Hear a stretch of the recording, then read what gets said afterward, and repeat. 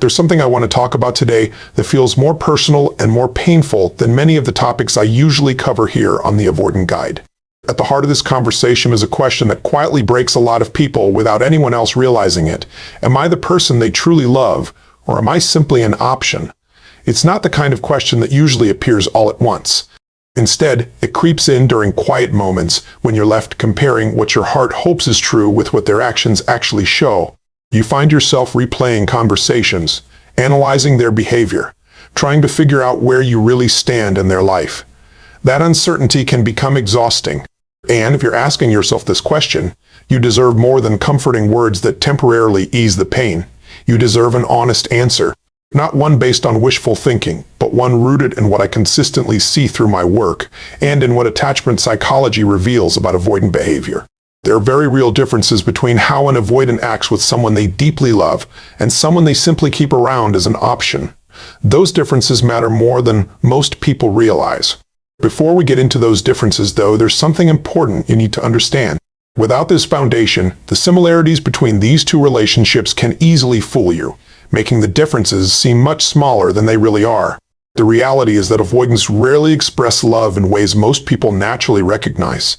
Securely attached love often looks warm, reliable, emotionally available, and consistently reassuring. Avoidant love usually doesn't look like that, even when it's completely genuine. That's why both the person an avoidant truly loves and the person they see as an option may experience many of the same behaviors.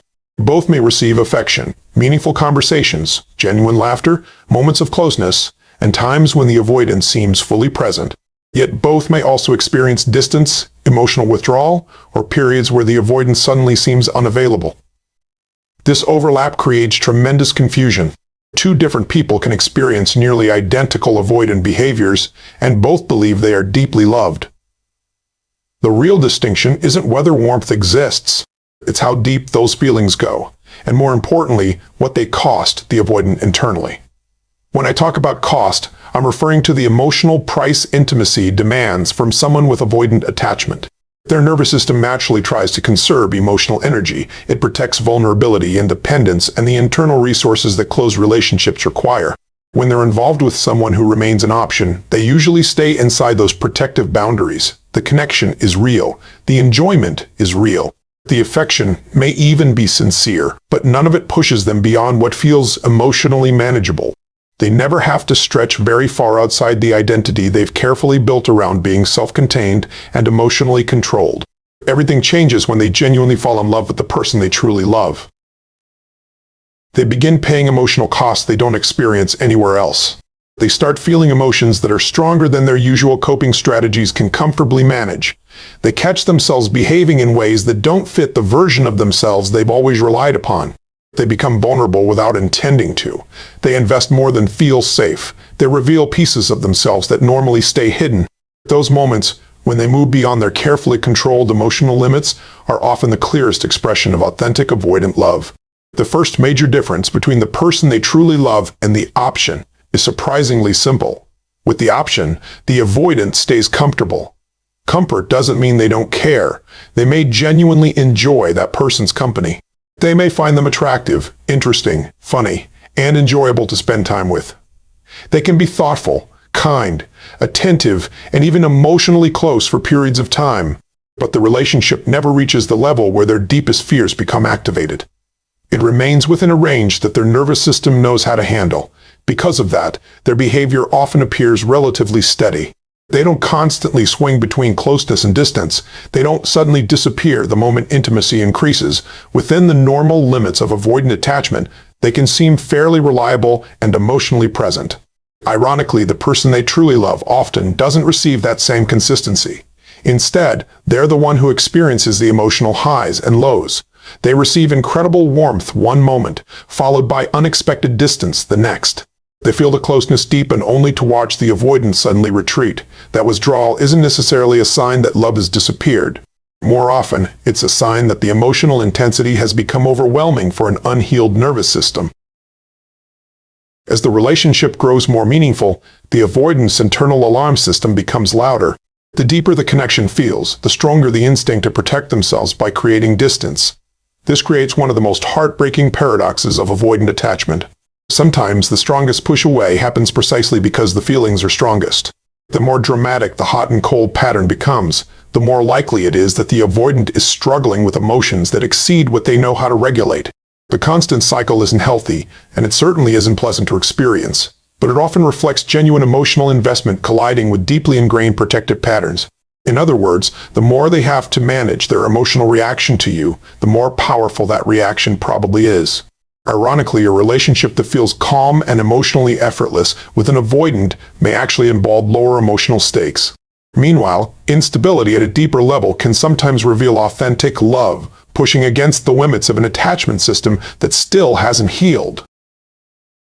The second major difference shows up in the quality of their attention. Avoidants pay attention to many people. That's why attention by itself isn't enough to determine where you stand. The important question isn't whether they notice you, it's how they notice you. With someone who remains an option, their attention stays fairly broad. They appreciate the person's personality, enjoy conversations, remember details, and genuinely engage. They are pretending. Their interest is real, but it usually stays focused on what's visible. They notice your humor, your opinions, your habits, your accomplishments, and the version of yourself that naturally appears in everyday life. Their curiosity rarely moves much deeper than that. With the person they truly love, something very different begins to happen. Almost without realizing it, they become fascinated by what's underneath your surface. They start noticing your contradictions, the emotions you try to hide, the fears behind your confidence, and the quiet parts of your personality that most people overlook. They become deeply interested in your inner world rather than simply your outer personality. They pick up on the small things you reveal without meaning to. They hear the difference between your words and your emotions. They notice what remains unsaid just as much as what is spoken. Because avoidants spend so much of their own lives managing hidden emotions, they're often remarkably skilled at recognizing those hidden layers in someone they genuinely love. That deeper level of attention creates an unusually detailed memory. They remember tiny conversations, emotional moments, passing comments, and subtle changes in your mood that even you may have forgotten. More importantly, they begin developing an emotional awareness of you that surprises even them. They become quietly tuned into how you're feeling, often sensing emotional shifts before you ever explain them. That kind of instinctive attunement is something they rarely offer to someone who is simply an option. It happens because whether they're ready to admit it or not, your inner world has become personally important to theirs. They begin noticing changes in your mood before you've even found the words to explain them yourself. They respond to emotions you never openly express, showing a level of care that their avoidant mind never intended to invest. It is the kind of awareness that cannot easily explain because it goes far beyond what they normally allow themselves to feel. With someone who is simply an option, the avoidant notices you. With the person they truly love, they find it impossible to stop noticing you, even during the moments they're trying their hardest to create distance. The third difference appears in the way they handle conflict. This is one of the most misunderstood parts of avoidant attachment because what people usually assume is happening is often the exact opposite of what's actually taking place. When conflict happens with an option, the avoidant usually remains composed. They rely on the familiar strategies they've practiced for years. They detach emotionally, become highly logical, lower the emotional intensity, and avoid getting pulled into vulnerable conversations. Everything feels measured and controlled. It may come across as cold or uncaring, but in reality, they're simply functioning inside their emotional comfort zone. Conflict with the person they truly love rarely stays that organized. It becomes less predictable. Their usual emotional control starts to crack in subtle but meaningful ways. The calm exterior that normally seems impossible to disturb doesn't disappear completely, but it becomes much harder to maintain. Instead of responding with perfect distance, they begin reacting emotionally. Sometimes they speak before thinking. Sometimes frustration, fear, sadness, or vulnerability slips through despite every attempt to suppress it. They may say things they later regret or reveal emotions they never intended to expose. Those reactions are not always pleasant to experience, but they reveal something important. Their emotional investment has become greater than their ability to manage it. Someone who remains an option doesn't usually have the power to break through those protective walls. The person they truly love often does. As uncomfortable as those moments can be, they reveal that you've reached a place inside them that their usual defenses can no longer completely control. The fourth difference is something I haven't explained quite this way before, yet I believe it's one of the clearest signs of genuine avoidant love over time. I think of it as the return to honesty. With an option, the avoidant can comfortably maintain the version of themselves they've carefully built over many years. They appear confident, emotionally steady, independent, capable, engaging, and in complete control. That version isn't fake, but it is carefully managed. It has been shaped to protect them from feeling too exposed. The option usually experiences that version consistently, but the person they truly love starts seeing someone else. Not all at once, and not permanently, but in brief moments that become impossible to ignore as time passes. The carefully managed image begins to slip. The real person appears. The one who still carries emotional wounds. The one whose independence developed as protection rather than simply personality. The one who isn't as unaffected as they desperately try to appear. Sometimes this happens through unexpected honesty. They suddenly admit something vulnerable before realizing they've said it. Sometimes it shows through actions that completely contradict their self-sufficient identity. They reveal obvious longing, tenderness, disappointment, or grief that they normally keep hidden from everyone else. Other times, it's simply the feeling of being with them during those rare moments when every wall quietly falls away. Their presence feels different, more alive, more authentic, more emotionally real than the carefully controlled version you become familiar with. Those moments are incredibly significant because the option rarely experiences them. The option receives the polished version almost all the time because nothing about that relationship requires deeper emotional exposure. Only someone who reaches the avoidant's deepest emotional layers creates enough pull for the real self to emerge. And when it does, what you're witnessing isn't simply a temporary loss of composure. It's the closest thing their psychology allows to an unspoken confession. The fifth difference may be the clearest distinction of all. It comes down to sacrifice. Real sacrifice cannot be faked. It cannot be performed for appearance sake, and it cannot exist without genuine emotional investment. With someone who remains an option, the avoidant generally doesn't sacrifice the parts of themselves they value most protecting. That doesn't mean they aren't kind. They can absolutely be generous, thoughtful, supportive, and caring. They may invest time, affection, and sincere attention, but they don't give up anything that fundamentally challenges who they believe they must be. Their identity remains untouched. Their emotional habits remain intact. Their self-protective patterns continue operating exactly as they always have. When they truly love someone, something begins changing, quietly, gradually, and often so slowly that neither person notices it happening. They start sacrificing comforts they never imagined, surrendering. They allow themselves to feel emotions they would normally shut down. They begin questioning the belief that they must always handle everything alone.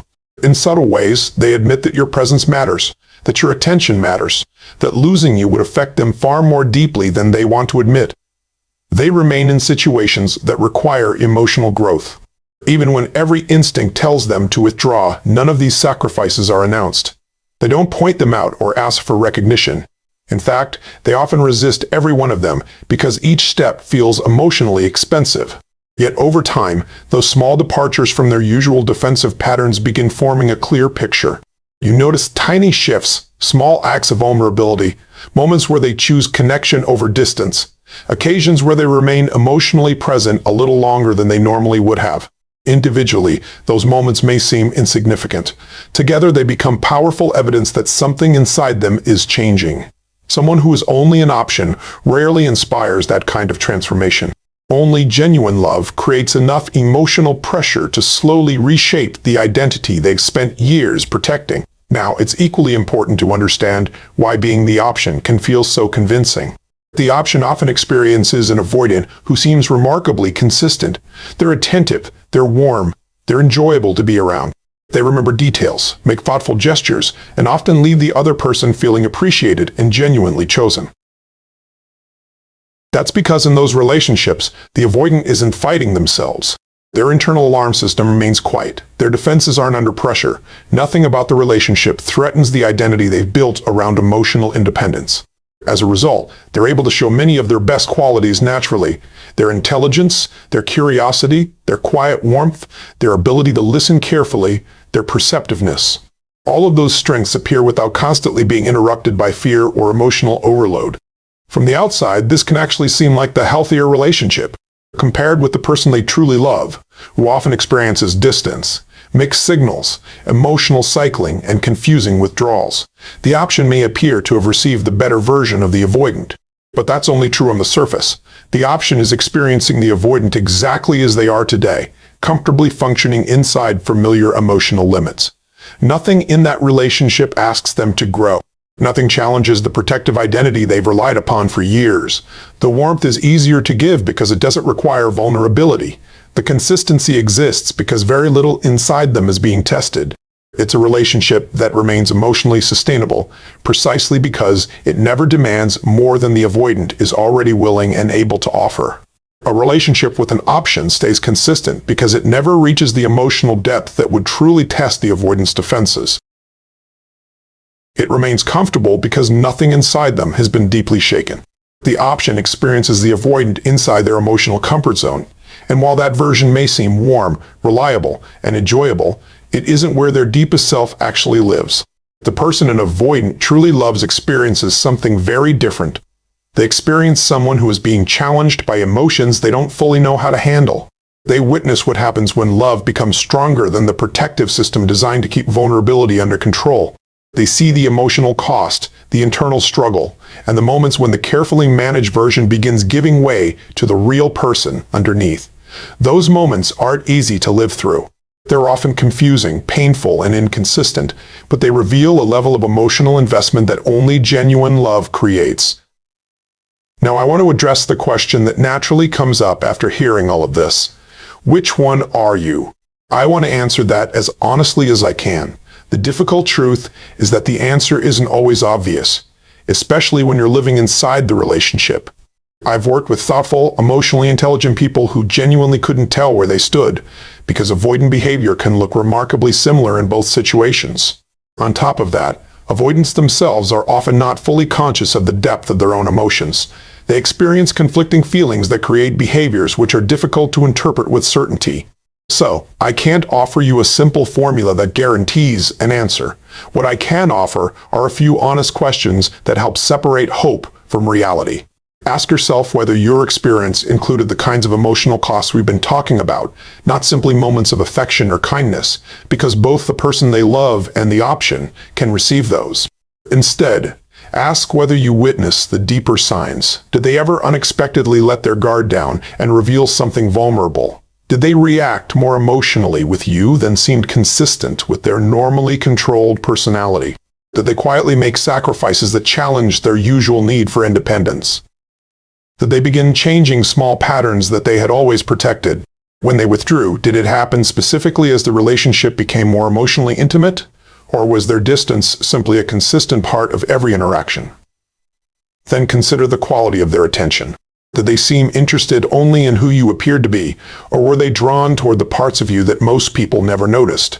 Did they remember tiny emotional details? Did they recognize feelings you hadn't spoken aloud? Did they understand the contradictions inside you without needing everything explained? And ask yourself one final question. Did they ever find their way back to you in some form? Not necessarily by fully returning to the relationship.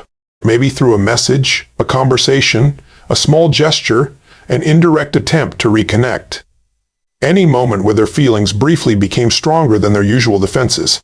Sometimes those openings are small enough to deny, yet meaningful enough to reveal what was happening beneath the surface. None of these questions will give you absolute certainty, but they can help you see your experience with greater honesty. And honesty matters because it allows you to make decisions based on reality, instead of wishful thinking or unresolved pain. As we come to the end of this conversation, I want to leave you with something that reaches beyond the question of whether you were the one they truly loved or merely an option. As important as that question feels, I don't believe it's ultimately the most important one. The better question is this: was the relationship honoring you? Was it meeting your emotional needs? Was it moving even slowly and imperfectly toward a relationship where both people could safely love each other? Because being the person who awakened an avoidant's deepest emotions is not automatically the same as having a healthy relationship. You may have been the person who touched parts of them no one else ever reached. You may have been the one who challenged their defenses, softened their walls, and became permanently woven into their inner world. And yet, they may still have been unable to give you the consistency, presence, and emotional partnership you needed. Those two realities can exist at the same time. Someone can genuinely love you and still be incapable of loving you in the way that allows the relationship to thrive. Knowing they loved you doesn't erase your needs. It doesn't make emotional absence acceptable. It doesn't mean you should remain in a relationship that continually asks you to sacrifice your own well-being. What it does provide is clarity. It allows you to understand what was genuine, what was driven by fear, what they truly felt, and what they simply couldn't express because of the limits of their emotional development. That understanding has real value. There is profound peace in walking away knowing the truth, knowing you were deeply loved, even if that love couldn't become the partnership you deserved. There is strength in choosing yourself while still recognizing the reality of what existed. That is a very different experience from leaving, believing you never mattered at all. That mistaken belief often becomes a wound carried into future relationships. You deserve something better than uncertainty. You deserve to know the truth, whatever that truth may be. Within an avoidance inner world, the person they truly love and the option are not experienced in the same way. The difference appears in the emotional cost. It appears in the sacrifices they quietly make. It appears in the moments when their carefully managed identity begins to crack. It appears in their struggle, their vulnerability, their inconsistency, and those rare but unforgettable moments when their authentic self briefly steps forward despite every instinct telling them to hide. That is the language of genuine avoidant love. Learn to recognize it. Not so you can excuse unhealthy behavior. Not so you convince yourself to accept less than you deserve, but so you can understand what was real, because you have always deserved the truth. Not the version shaped by hope, not the version rewritten by heartbreak, simply the truth. And if the patterns we've explored throughout this conversation genuinely reflected the way they loved you, then your place in their heart was never insignificant. You mattered in ways they may never have fully known how to express. Their feelings were real, even when their actions couldn't consistently reflect them. The delivery may have been complicated, painful, and painfully incompleted, but the love itself was real. And somewhere deep inside, long before hearing these words, a part of you already sensed that truth.